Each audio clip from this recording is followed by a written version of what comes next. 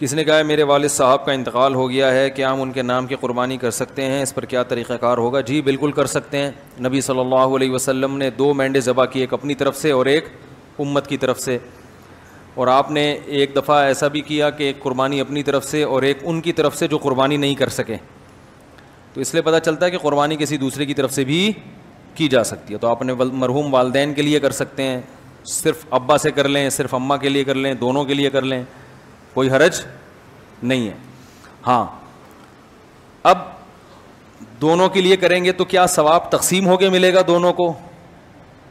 یہ ایک سوال ہے بھائی، سمجھ میں آ رہا ہے؟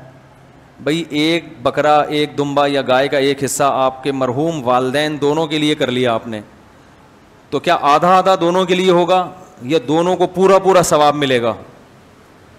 اس میں علماء کی 2 رائے ہیں، کیونکہ اس کے بارے میں قرآن و سنت خاموش ہیں. صحیح ہے نا؟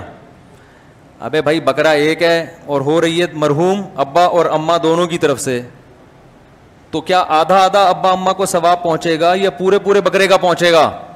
سوال سمجھ میں آئے گا تو پھر جواب سمجھ میں آئے گا نا. تو اس میں علماء کی 2 رائے ہیں، کیونکہ قرآن و حدیث جہاں واضح نہیں ہو تو پھر اجتہاد ہوتا ہے نا. تو بعض جی نہیں، مرحوم میں زیادہ کے لیے بھی ہو سکتا ہے.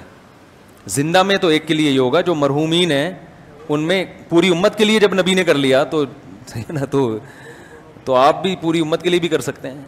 اصل میں ہوتا وہ آپ ہی کی طرف سے ہے، تو آپ چونکہ ایک ہیں تو آپ ایک ہی بکرا کریں گے، لیکن اس کا ثواب پہنچایا جاتا ہے زیادہ لوگوں کو. تو وہ 2 کے لیے بھی ہو سکتا ہے، 10 کے لیے بھی ہو سکتا ہے، پوری امت کے لیے بھی ہو سکتا ہے، وہ زندوں کے لیے بھی ہو سکتا ہے، لیکن وہ ہوگا پھر آپ کے لیے.